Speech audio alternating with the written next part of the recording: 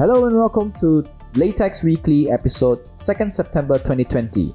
Laytechs Weekly is brought to you by Laytechs, your protection from tech ignorance. My name is Sean. News of the week. Facebook Horizon enters public beta. We haven't heard anything from Facebook Horizon for a while now. If you've forgotten, it is actually Facebook's VR social media attempt using their Oculus headsets. So Oculus is owned by Facebook, so they have the device. They're building a social media that is based on VR. While the promo videos don't seem very appealing, I watched it and it's just kind of like what Facebook used to have with rooms, where you create little private rooms and play simple games. It could potentially be Facebook's version of Ready Player One's Oasis. So that is what we are hoping it would be. I mean, all tech geeks grow up wishing that this would happen, right? I mean, we've read so many books and watched so many animes and stuff.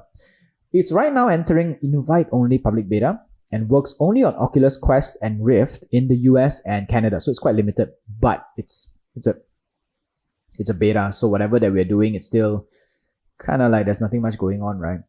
You can add your name to the wish list and see if they contact you. Or you have to just go and just Google up Facebook Horizon public beta and then, be taken to the site. Right now, you can play casual games on the platform, but Facebook says they will potentially add more complex gameplays into the system in due time. Seems exciting for nerds, but I think it's at least 3 to 5 years away from global adoption and possibly becoming something like Oasis, or what's that word where Gerard Butler becomes the killer of that? I don't even remember. That kind of game, but it's still very exciting. Surface Duo surfaces online. The most awaited Surface Duo device lands in the hands of journalists and tech influencers. One small problem. They can't be turned on until the official launch date, which is the 10th of September. It is right now the 2nd of September, and because I will not be available next week, so I should be able to update everyone on what the influencers and the journalists find in terms of software in 2 weeks' time. Right now, we have the hardware. Everyone says that the device feels good to touch. The hinge is very well built. Some even claim that it's far better than Huawei and Samsung could manage with their foldable screens. Well, technically, when Huawei, Samsung, and Motorola came out with the foldable screen devices, Microsoft said, let's not build around the foldable screen. Let's have 2 screens and build the connection that goes around that 2 screens. And they made the bezels as small as possible so it feels as seamless as possible. Devices are thin, a lot thinner than Samsung's fold devices. Even if it's folded together, it actually looks small, thinner than one side of the Samsung Galaxy Fold. The device will run on Android. This is big because Microsoft devices running on Android is a big step. It is the first device Microsoft is building that runs on Android. It is actually part of a greater collaboration between the two companies, and we will see a lot of things happening in the future. Our price is starting at $1,400 a pop. We don't know when it will land on Malaysia's soil. We will update you when something comes up. Google Photos iOS can crop, trim, and add filter to videos. This is big, but it is only happening on iOS, which doesn't make it seem very big because iOS default camera app can also do the same thing. But if Google Photos brings this to Android, that'll be a big thing. Okay, let's just give you an idea of what it is. For iOS users and Android users who have never used it before. You take a video, right? And you can actually crop it according to set ratios that are, I don't know, the most famous social media ratios. So you don't have to actually do it with a big video editing app. And you can also trim the front and back to cut down all these little wastage. Usually when photos, the wastage, the little parts in front and the back will be the ones that you trim because they're the ones that you can always see yourself pressing the button and pressing the button again. So you can go straight into the meat of it. And you can also add simple filters to videos. We have been able to crop and crop photos and add filter to photos, but being able to do it on videos is a new thing because everybody's using more videos than ever before, and there needs to be an app that can facilitate the cropping, not so much the trimming or the filters, but mostly the cropping of the videos. For example, if I have a video that I shot horizontal landscape mode and I want to crop it to Instagram stories, so you're able to do that. So you do the crop and then you can set where your focus point is, and then you edit as another, you save as another video, and there you go, you have an Instagram stories video. You don't need to put it elsewhere or cut it or do whatever or shoot another one. Makes life a lot easier. But we hope that this comes to Android soon, because iOS users don't really see much use for this, because they have already been able to do this with their camera app, whereas most of Android cameras do not have the capability. Analysts predict future cars to last longer. For as long as we know, cars have always had this 5 to 7 year cycle, or 5 years they do a facelift, then you get another 3 years or 4 years life, then they switch a new model. That's because a lot of mechanical parts go into it, right? They go bust. Hardware technology leapfrogs year over year, and big brands invest heavily in technology, like what is it called? Gearbox technology, engine technology, or drivetrain technology, whatever it is. And then they actually want to push out more models, more new models or refresh models, so it keeps people buying. All that may change, according to an analyst from Watts Auto. Future cars will be packed with more software and computer parts than mechanical bits, where less moving parts mean less repairs. EVs, electronic vehicles powered by batteries, will further reduce the amount of mechanical parts in cars. So EVs do not need an internal combustion engine, so it's not this oiled little pistons, and because of that, all these little parts are not required, right? They are powered by a battery and a battery powered engine that is not combustion, it's not internal combustion, and it does not need a traditional gearbox that has all these different rotors for different gears as well. So that also further reduces the amount of moving parts, which further reduces the need for constant repairs and maintenance and high tech R&D for it. And there is also one more thing that happens as well, because right now you see the dashboard of cars, right? It's all physical stuff. You have like physical needles and dials, physical buttons and everything. So in the future, they will all be replaced with one giant screen. I think many cars are already doing that. Tesla, BMWs, Mercedes and all that. They already have these giant screens. And all they need to do in the future is not replace the parts, but just change the layout of the screen, and you have a totally different dashboard.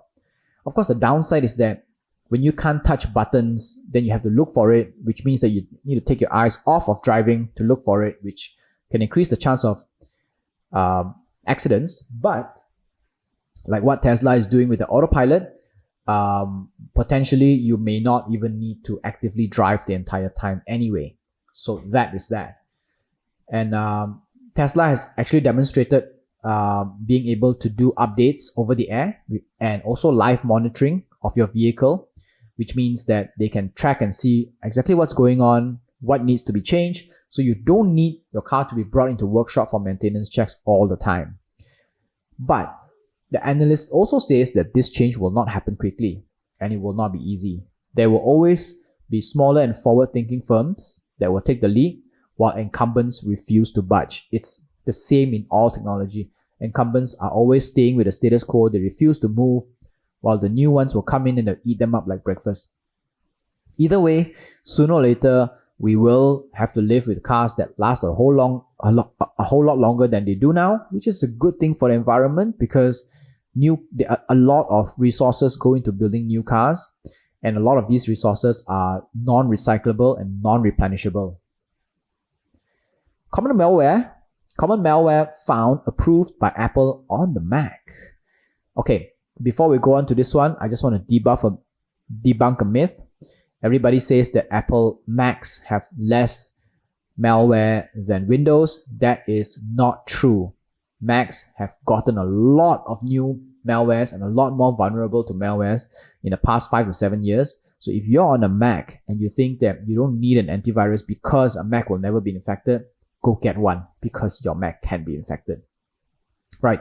Last year, Apple set up a process which is called notarization, where it scans apps for malicious content and approves them for use if not. Researchers recently found a common malware disguised as an Adobe Flash installer with Apple's notarization approval, which means that they found a way to get the notarization approval even though it is a malware. The name of this malware is called Schleyer. It's a common malware, and it is actually also the most common threat in Macs as of 2019, according to Kaspersky.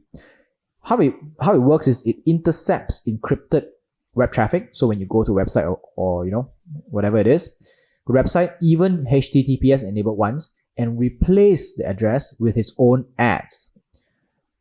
This redirect exercise helps operators make advertisement money via impressions. So let's say you're going somewhere and then you end up going elsewhere. Then you get the ads from it. Or sometimes you do get the advertisement. You do get to visit the websites that you want to go to, but the advertisements that you get are not the advertisements that are approved by that site. They are from a third party, the user of that malware, because they want the ads to appear, and the more impressions they get, the more money they get. Apple has since, they made a statement and has since revoked the malware's notarization and updated the system to detect similar forms of bypass technique. Now, moving on to Tech of the Week. This week's Tech of the Week is under-display cameras by Xiaomi and LTE. Chinese brands Xiaomi and LTE have been developing under-display cameras on mobile devices for a while now, and they just announced that it will be introduced into upcoming mass production mobile devices very soon as this year. LTE just announced that. Okay, so what is under-display camera? You have a mobile device now, right? And you always have this, something as big as, I think the biggest one would still be Apple's forehead. You get the little forehead, the black bar on top that actually house all your cameras and sensors and all that. Then you have the smaller ones, which were popularized by Samsung, the pinhole or the punch hole ones. The double punch hole, the single punch hole, that kind of stuff. So Xiaomi and LTE built this under-display camera whereby the camera actually is housed underneath your screen. You will still be able to see it if you work hard to look for it. It'll still be there. But what happens is that under normal circumstances, the entire screen will not have the camera. You will not be able to see the camera there. And the camera works still fine according to screenshots and demos. You can't spot it unless you're really looking for the dot. The screen detail is amazing. You can't tell the difference. And the camera photos look exactly the same as well. In the next 2 years, we will potentially see phones without any bumps, foreheads, no chins, no pop-up cameras in the front. So just one slat of screen. Right now, I think it is easier to build it onto LCD screens than OLED screens. But this is the third generation of under-display cameras. Maybe in the coming years, we will be able to see them appear underneath OLED screens as well, which is a good thing. If these little pinhole things matter to you, which I don't know, it doesn't really care for me anymore. But it is still Tech of the Week because we have been waiting for this for a very long time. Aside from transparent screens like the one that Xiaomi has built, the one where the TV screen is transparent, you can see from both sides. If that comes in the mobile devices, that will be the Tech of the Year. Alright, so that's all for Laytechs Weekly this week. Laytechs Weekly is part of Laytechs, protecting you from tech ignorance. Sorry, your protection from tech ignorance. Sorry, I'm still working out with this thing. It's available on Anchor FM, Spotify, and I think as of a few days ago, podcast as well. And we also post full videos on YouTube, bits and clips on Facebook and Instagram as well. This is Laytechs Weekly episode 2nd September 2020. My name is Sean. We will not be podcasting next week because I'll be diving. So I'll see you 2 weeks from now. Bye bye.